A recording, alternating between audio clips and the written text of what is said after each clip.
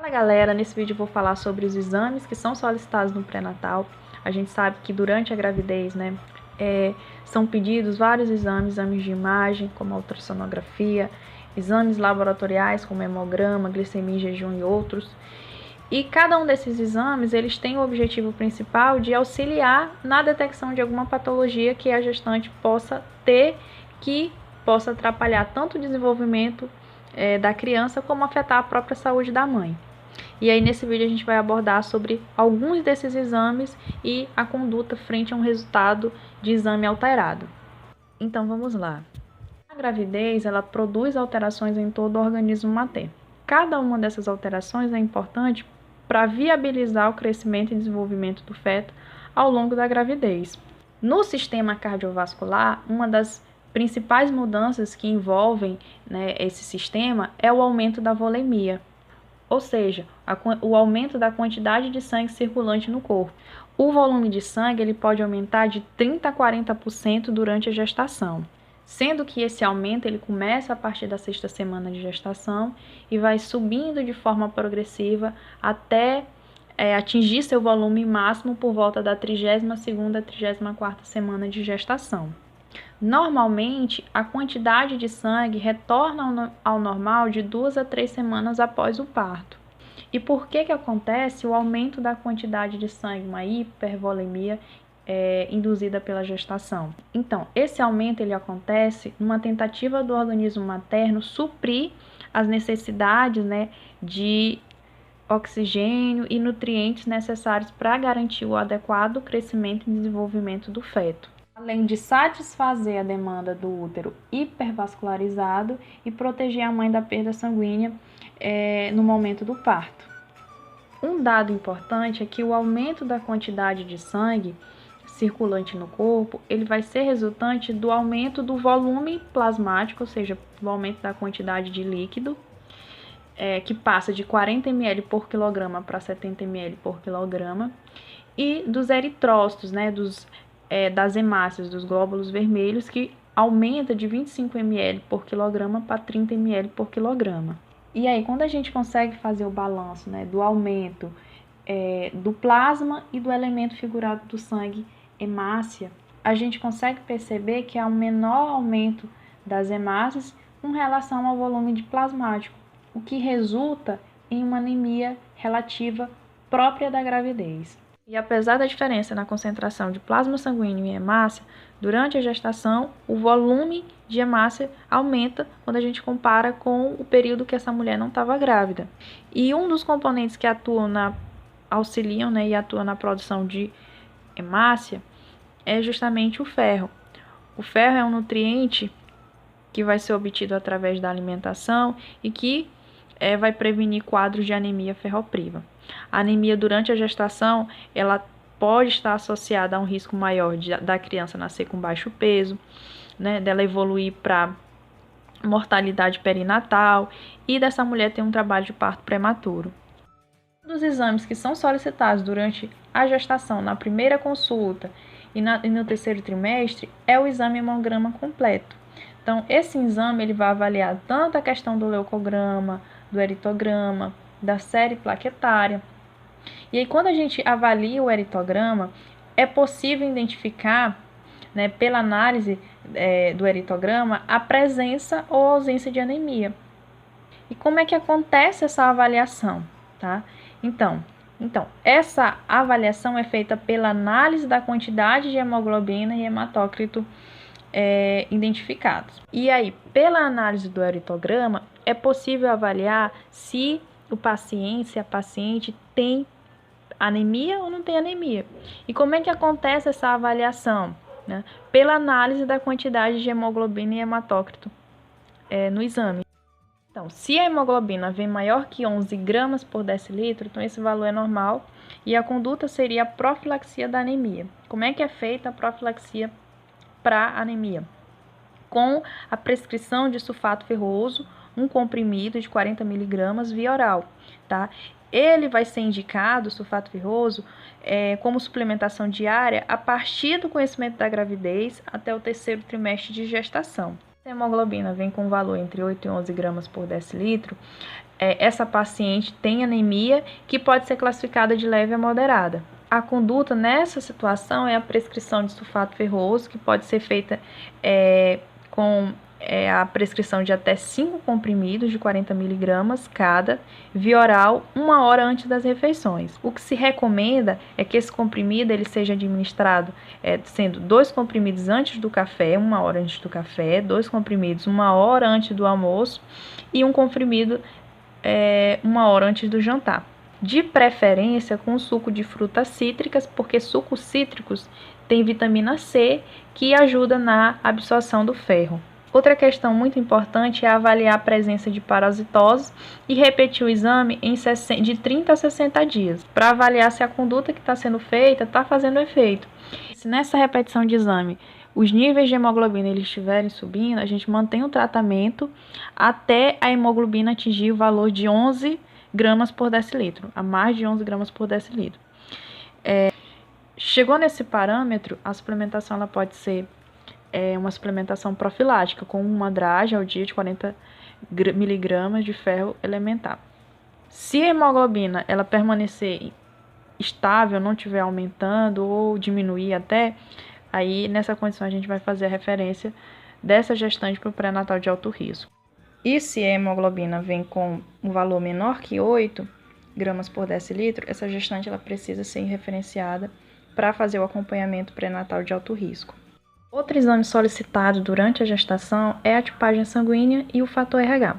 Então, quando a gente fala de fator RH, esse é um exame que vai ser pedido com o objetivo principal de avaliar o risco dessa gestante desenvolver uma patologia chamada eristoblastose fetal, que também pode ser chamada de doença hemolítica do recém-nascido.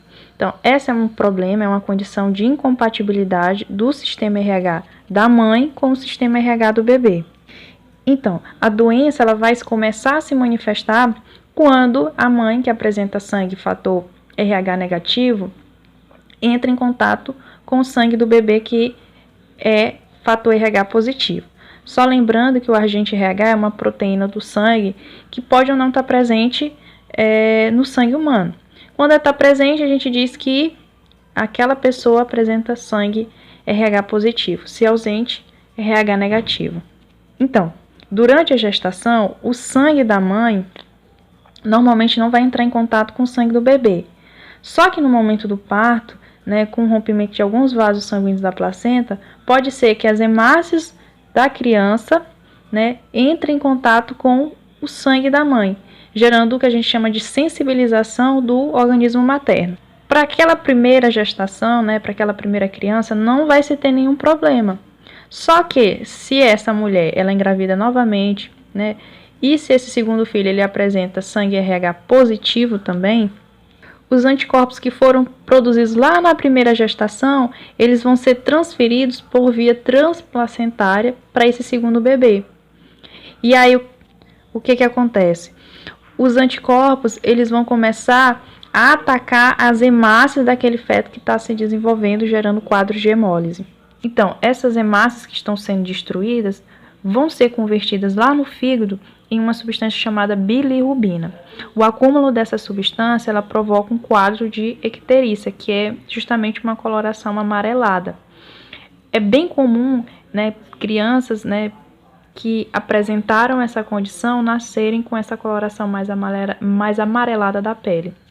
Uma informação interessante é que a doença ela recebe esse nome de eristoblastose fetal, porque como as hemácias elas estão sendo destruídas, o organismo do recém-nascido começa a liberar na sua corrente sanguínea eristoblastos, que são células imaturas que vão ser lançadas na corrente sanguínea com o objetivo principal de compensar essa diminuição de hemácias. Como é que ocorre a interpretação do resultado do exame? Então, com relação à tipagem sanguínea, a gestante pode ser tanto do grupo A, do grupo B, AB ou O, sendo que cada um desses grupos eu posso ter sangue tanto fator RH negativo quanto sangue fator RH positivo. Se o sangue dessa gestante é RH positivo, beleza, a gente registra no prontuário e no cartão da gestante as informações relacionadas sobre o tipo sanguíneo e passa essas informações para a gestante. Agora, se a gestante tem sangue fator RH negativo, o que a gente vai fazer? A gente vai observar o grupo sanguíneo do pai.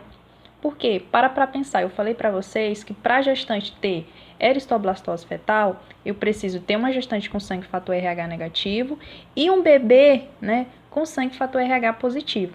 Para que essa criança tenha sangue fator RH positivo, ela precisa ter dado, né, essa proteína RH de alguém. Já que ela não herdou da mãe, ela precisa ter dado do pai, não é isso? Então, nessa situação de mãe com sangue RH negativo e parceiro com RH positivo ou desconhecido, o que a gente vai fazer? A gente vai solicitar o teste de Combs indireto. Esse exame ele vai avaliar se o organismo da gestante foi sensibilizado e produziu a proteína lá, aliás, produziu o anticorpo contra o fator RH. O Combs indireto, ele pode vir com resultado tanto negativo. Se ele vem negativo, a gente vai repetir mensalmente, ou seja, a cada 4 semanas, a gente vai fazer a repetição do Combs, a partir da 24ª semana de gestação. Agora, se o resultado do Combs indireto vem positivo, isso já me mostra que o organismo da gestante foi sensibilizado, que ele produziu anticorpos, e aí nessa situação a gente caminha a gestante para fazer o acompanhamento pré-natal de alto risco, tá? E aí detalhe, se o parceiro, ou seja, se o pai da criança tem sangue RH negativo e a mãe tem sangue RH negativo, então a criança ela não vai ter como herdar o fator RH positivo de ninguém. Então, nessa situação, não é necessário solicitar o exame de Combs indireto. Então, na situação da gestante, ter sangue RH negativo, não estar sensibilizada, ou seja, não ter produzido ainda anticorpos anti-RH, e ter sofrido um abortamento, ter tido uma gravidez ectópica, ter sofrido algum trauma abdominal, ter passado por algum procedimento invasivo, como a biópsia, né, a amniocentese, que é a retirada de líquido amniótico da cavidade abdominal da gestante, cordocentese, que é a retirada do sangue do feto através do cordão umbilical. Então, nessas situações, a gestante vai receber 300 mg de imunoglobulina anti-D por via intramuscular dose única. E após o parto, naquela gestante que tem sangue RH negativo, que não está sensibilizada, e o parceiro tem RH positivo, nessa situação, após o parto, a gente deve administrar imunoglobulina anti-D até 72 horas. Sendo que se essa mulher tiver recebido alta hospitalar sem que tenha sido administrada essa medicação, ela poderá receber a imunoglobulina em até 28 dias após o parto, tá? Detalhe, né? Quanto mais tardia for a aplicação da medicação, né, da imunoglobulina, menor é a efetividade dessa medicação no organismo da mulher, tá? Outro exame solicitado durante o pré-natal é o exame de urina tipo 1, que também pode ser chamado de urinálise, ou pela sigla EAS, que significa elementos anormais e sedimentoscopia. Esse exame ele vai fazer uma análise física, química, microscópica e vai pesquisar alguns elementos anormais no sedimento da urina com a finalidade de identificar algum quadro infeccioso ou uma patologia que o paciente possa apresentar. Como eu mencionei, é feita uma análise física na qual é avaliada a coloração, o aspecto da urina, uma análise química onde se avalia a densidade, o pH, se há presença, na verdade, de nitrato, de glicose, de cetonas. E também se avalia se há perda de algumas células sanguíneas, como os leucócitos e as hemácias. Sendo que alguns elementos perdidos através da urina, quando perdidos em excesso, vão precisar passar por condutas especiais. A gestante ela vai passar por algumas condutas. E aí, os principais elementos que são perdidos pela urina que é necessário ficar atento, né, é a perda de leucócitos na urina. Se há hematúria, que é a perda de hemácias pela urina, ou proteinúria, que é a perda de proteínas pela urina. E o que a gente faz frente a um resultado que evidencie perdas como essa? Então, se a paciente está perdendo leucócitos, né, leucócitos pela urina, isso já me mostra que ela tem possivelmente uma infecção ali. Então, o que a gente faz? A gente solicita uma urocultura, tá? Para confirmar se há infecção do trato urinário. Como não é um exame a urocultura não é um exame assim tão disponível, tão fácil de ser realizado, então, se não tiver disponível ali naquele momento, a gente pode tratar empiricamente. Após o término do tratamento de infecção do trato urinário, o ideal é que se peça novamente, né, um sumário de urina para verificar se aquela infecção realmente desapareceu. Em casos da gestante voltar a apresentar novamente uma infecção do trato urinário, ou mesmo com tratamento e sintomas não desaparecerem, o que a gente faz? Então, se faz o ajuste da medicação com o resultado do antibiograma. E aí vai ser necessário referir essa gestante ao pré-natal de alto risco. Caso haja suspeita de pielonefrite, né, é necessário referir essa gestante ao hospital de referência para intercorrências obstétricas. Já se no exame vier o resultado apresentando proteinúria, que é a perda de proteínas pela urina, a gente vai avaliar se há traços de proteinúria. Se tiver traços de proteinúria, a conduta é repetir novamente esse exame em 15 dias, né? E se mantiver novamente, 15 dias depois, a gestante fez um exame novamente, e se manteve, né, essa condição de traços de proteinúria, encaminha a gestante para o pré-natal de alto risco. Agora, se essa gestante ela estiver apresentando no exame traços de proteinúria e associado ao resultado do exame, ela tiver sinais clínicos de pré-eclâmpsia, no caso, se ela tiver com hipertensão, se ela tiver com ganho de peso, nessa situação deve-se referir a gestante ao pré-natal de alto risco. Da mesma forma, se no resultado do exame vier indicando proteinúria maciça, também se faz a referência dessa gestante, o encaminhamento dessa gestante ao pré-natal de alto risco.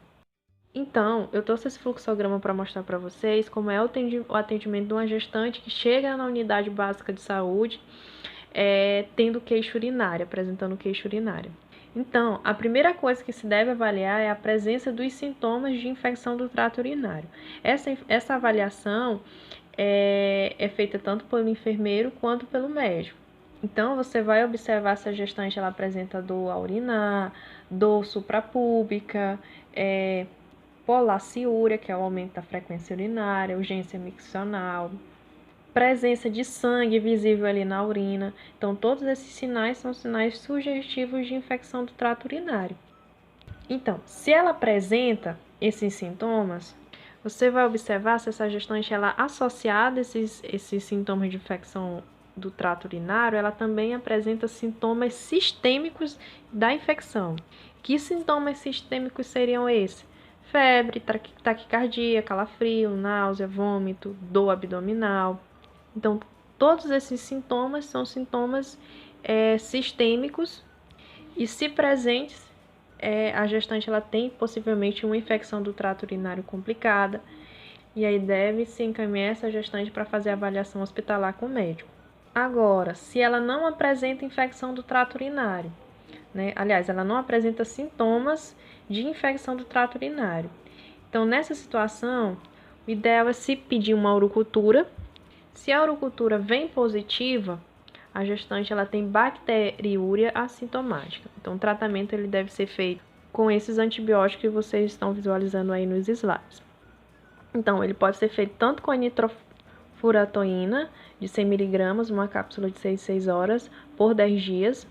É interessante evitar essa medicação após a 36ª semana de gestação. Também pode ser feito com cefalexina de 500 mg, uma cápsula de 6 horas, por 7 a 10 dias. Ou ainda amoxicilina clavulanato de 500 mg, uma cápsula de 8 em 8 horas, de 7 a 10 dias. Agora, se a urocultura vem negativa, nessa situação é importante orientar para essa gestante que às vezes o aumento da frequência urinária pode estar associado ao útero que cresceu, que está comprimindo a bexiga, e aí essa compressão acaba diminuindo a capacidade da bexiga armazenar a urina. E às vezes a gestante, por fazer xixi várias vezes durante o dia, acaba pensando que está com alguma infecção do trato urinário. Na verdade, é só resultante dessa adaptação que está acontecendo no organismo dela. E algumas observações são muito importantes nesse momento. Então, terminou o tratamento da gestante, repete a urocultura de 7 a 10 dias após o término do tratamento. E se a gestante apresentar novamente, né, infecção do trato urinário, não complicada na gravidez, ou uma bacteriúria assintomática, ela deve ser encaminhada para fazer avaliação ou acompanhamento com o médico, tá?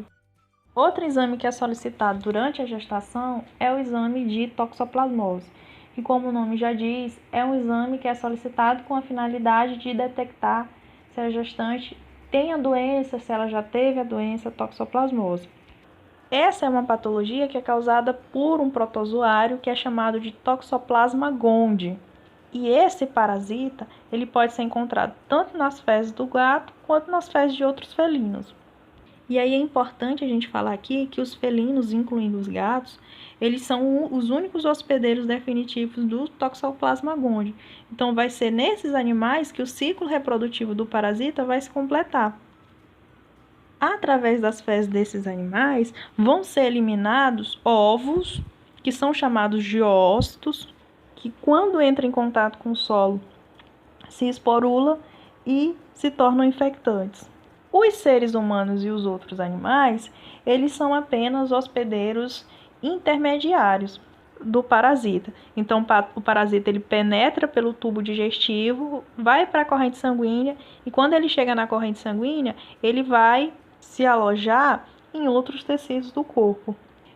Essa é uma patologia transmitida pelo consumo de água e alimentos contaminados com os zoócitos, né, que foram eliminados nas fezes dos gatos, pela ingestão de carnes de mamíferos, de aves, que se contaminaram justamente com os zoócitos e, através do consumo da carne desses animais que foram contaminados, o homem também pode adquirir a doença. Uma forma de transmissão não tão comum é a transmissão por transplante de órgãos ou transfusão sanguínea. Ou ainda o parasita ele pode atravessar a placenta, né, e causar infecção no bebê. A maioria das pessoas que vão apresentar, né, a infecção não tem sintomas, né? Algumas pessoas que têm toxoplasmose podem apresentar complicações semelhantes a uma gripe, né? Como inchaço dos gânglios linfáticos, dores musculares. Só que nas gestantes, como a infecção pode ser transmitida, né, por via transplacentária, a doença pode causar sequelas graves no bebê. Então, o bebê pode ter macrocefalia, microcefalia, pode nascer com quadros de icterícia, ou até, inclusive, a mãe pode abortar a criança. Um dado interessante é que quando a mulher adquire a infecção durante a gestação, nos primeiros trimestres, se tem menos chance do parasita conseguir atravessar a barreira placentária e infectar o bebê. Porém, se o parasita ele consegue atravessar, as sequelas, né, da infecção vão ser muito mais graves, porque é no primeiro trimestre que a criança ela vai estar se desenvolvendo, que o feto ele vai estar se desenvolvendo, que os órgãos estão se formando. Portanto, as sequelas dessa infecção, quando ocorridas no primeiro trimestre, é mais grave, tá? No segundo e no terceiro trimestre, se tem maior possibilidade do parasita conseguir infectar o bebê. Porém, né, a possibilidade, né, de sequelas graves é bem menor. Com relação ao exame de toxoplasmose, é avaliado os anticorpos IgG e IgM. O IgM é um marcador de infecção aguda e vai demonstrar que aquela infecção é uma infecção recente. Já o IgG é um marcador de infecção crônica e vai representar a questão da memória imunológica. E aí, com relação à interpretação do exame, pode ser que o resultado venha com IgG negativo e IgM negativo. Esse resultado vai me demonstrar que a gestante não está com a doença e que, na verdade, ela nunca entrou em contato com o parasita, né, com o protozoário que gera a toxoplasmose. Nessa situação, a conduta seria prevenção primária, que eu já vou falar para vocês daqui a pouco, algumas formas de prevenção para toxoplasmose, e a repetição desse exame novamente a cada 3 meses e no momento do parto. Tá? Outra possibilidade de resultado do exame é vir com IgG negativo e IgM positivo. Então, esse resultado ele vai me demonstrar que a paciente possivelmente está com a infecção naquele momento e a conduta nessa situação é realizar o tratamento com a medicação espiramicina. Pode ser também que o resultado venha com IgG positivo e IgM negativo. Então, esse resultado me demonstra que em algum momento essa pessoa já entrou em contato com um parasita que causa a toxoplasmose, só que o corpo ele produziu anticorpos e conseguiu combater aquela infecção em um determinado momento. E por fim, pode ser que o resultado do exame venha com IgG positivo e IgM positivo. Então, se o resultado vem assim, nessa situação é necessário realizar o teste de avidez. A avidez, ele é um teste que é realizado com a finalidade de detectar a quantidade de anticorpos que foi produzido. Então, se a avidez vem forte e a gestante tem menos de 16 semanas de gestação, esse resultado vai me demonstrar que possivelmente essa gestante adquiriu a infecção antes da gestação, tá? Não há necessidade de fazer nenhum outro exame de toxoplasmose, tá? Já se a avidez vem forte e a gestante tem mais de 16 semanas, há uma possibilidade dessa infecção ter sido adquirida durante a gestação e aí é recomendado fazer o tratamento com espiramicina, tá? Se a avidez vem fraca, independente da semana de gestação, há também uma possibilidade dessa infecção ter sido adquirida durante a gestação e aí também vai ser iniciado nessa situação o tratamento com espiramicina imediatamente, tá? Com relação às medidas de prevenção, tá? Para gestantes que são susceptíveis a terem toxoplasmose, o que se recomenda é que elas evitem o contato com os gatos, porque os gatos, por serem animais domésticos, têm maior contato com o ser humano e pode ser que eles contaminem essas gestantes pela eliminação dos ossos que vão estar presentes nas fezes desses animais que estão contaminados. Então, uma outra recomendação é que a gestante ela evite entrar em contato com terra, areia, principalmente se ela tiver um gato em casa. Por quê? Porque o gato ele gosta muito de defecar e cobrir, né, as fezes com areia. E aí, quando a gestante entra em contato com aquele solo que está contaminado e não faz a higienização adequada das mãos, se em algum momento ela levar as mãos à boca, pode ser que ela se contamine. Então, e se for indispensável mexer com solo, com areia, tem sempre o cuidado de usar luvas e lavar muito bem as mãos após a atividade. Obviamente, se os parasitas, né, são eliminados pela fezes do gato, a gestante ela deve evitar ao máximo o contato com as fezes do gato, né, no lixo ou no solo. Após manusear a carne crua, né, lavar muito bem as mãos, assim como toda a superfície que entrou em contato com os alimentos e todos os utensílios que foram utilizados. Por quê? Porque não é só o ser humano que vai se contaminar com os zoócitos que são eliminados na fezes do gato. Outros animais terrestres também podem se contaminar. E aí, o parasita que está na carne desses animais, quando você manuseia, pode ser que o parasita vá para sua mão e se em algum momento você leva as mãos à boca sem a higienização adequada, tá? Você pode se contaminar. Então, por isso, uma outra recomendação é lavar muito bem as mãos após manipular alimentos, lavar muito bem frutas, legumes e verduras antes de se alimentar, não fazer ingestão de carnes cruas, mal cozidas ou mal passadas, alimentar os gatos com carne cozida ou ração, não deixando que esses animais se alimentem com pequenos animais, roedores. Por quê? Por quê? Porque os gatos, eles também acabam se contaminando quando consomem carne de animais que se contaminaram com os zoócitos que foram eliminados nas fezes de gatos contaminados. Então é um ciclo. Então é isso, espero que vocês tenham gostado do vídeo. Não se esquece de se inscrever no canal, se você ainda não é inscrito. Não se esquece também de curtir o vídeo, porque isso é muito importante para o crescimento aqui do nosso canal. Então, um grande abraço e até a próxima.